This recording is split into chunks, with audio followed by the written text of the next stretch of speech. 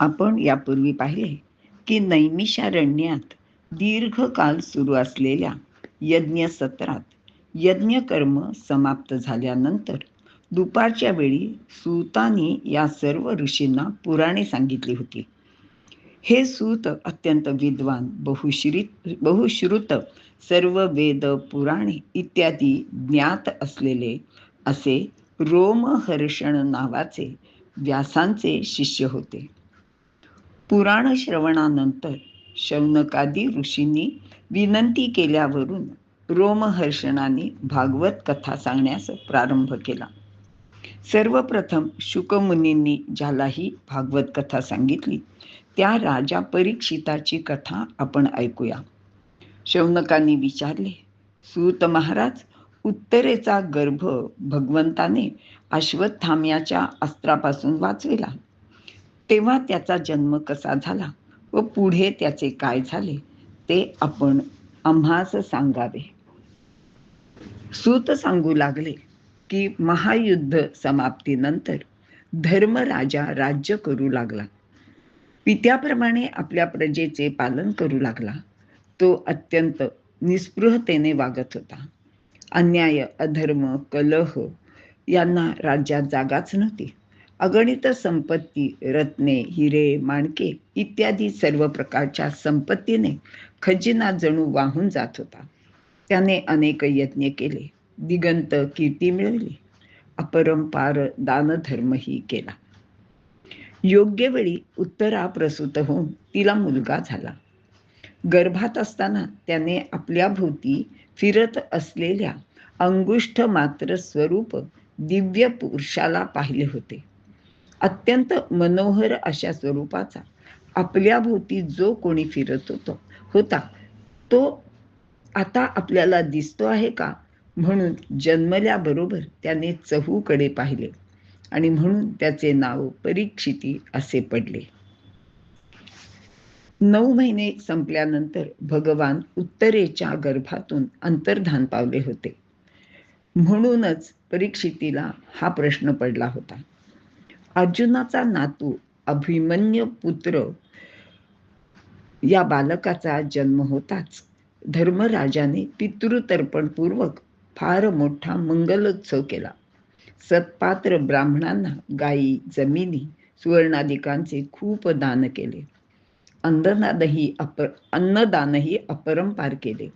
नंतर सर्व देव ब्राह्मणांचे आशीर्वाद घेतल्यावर कौतुकाने त्या बालकाचे जातक भविष्य काय आहे ते त्या सर्वज्ञ ब्राह्मणांना विचारले. संतुष्ट झालेल्या त्या सर्वज्ञ ब्राह्मणांनी धर्मराजाला त्या बालकाचे भविष्य सांगण्यास सुरुवात केली.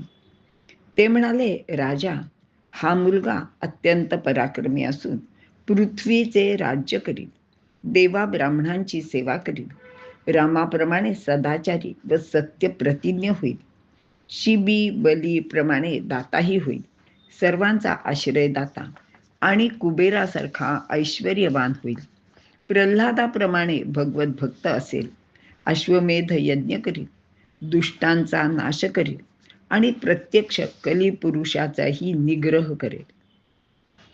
एवढे म्हणून ब्राह्मण गप्प बसले. पण त्यातील एक जण म्हणाला, परंतु. आता परंतु असे ऐकल्यावर धर्मराजाला गप्प बसवेना. तो म्हणाला की महाराज, परंतु काय? पुढे काही वाईट आहे का तेही आपण आम्हास सांगावे. आपण काही चिंता करू नये, कारण शुभ आणि अशुभ दोन्ही सांगणे हे गुरुचे आणि शास्त्रज्ञांचे कर्तव्य आहे आणि जे काही असेल ते ऐकायची माझी पूर्ण तयारी आहे. तेव्हा ब्राह्मण म्हणाले की राजा, ज्योतिषांनी शक्यतो कुणाचा मृत्यूकाल किंवा अशुभ गोष्टी सांगू नयेत असे संकेत आहेत, कारण त्यामुळे त्या व्यक्तीला वाईटपणा येतो आणि माणसांना अशुभ घटना ऐकण्याची सवय नसते आणि त्यांच्या मनाची तशी तयारीही नसते. आपल्याला चांगले तेवढेच ज्योतिषांनी सांगून टाकावे आणि वाईट मात्र गुप्त ठेवावे असे संकेत आणि रीत आहे.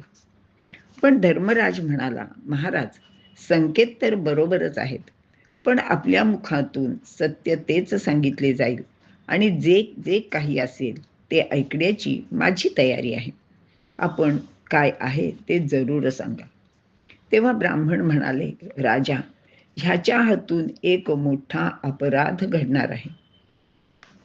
त्याच्या हातून एका महान तपस्व्याचा अपमान होणार आहे आणि मग त्या अपमानामुळेच त्याला शाप मिळेल आणि तो शाप असा असेल की त्याला सर्पदंश होऊन त्याचा मृत्यू होईल. मात्र राजा, यातही एक चांगली गोष्ट अशी आहे की ती शापवाणी ऐकल्यानंतर ह्या राजाला पश्चात्ताप होईल.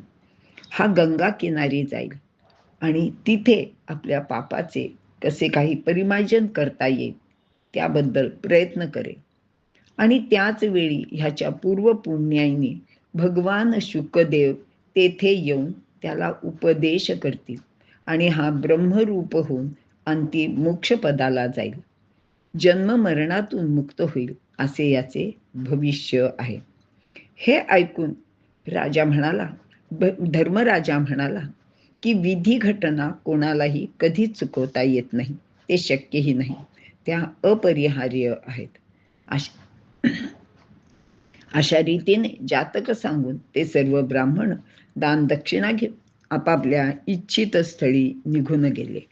इथे प्रथम स्कंध 12 अध्यायाचा संपलेला आहे.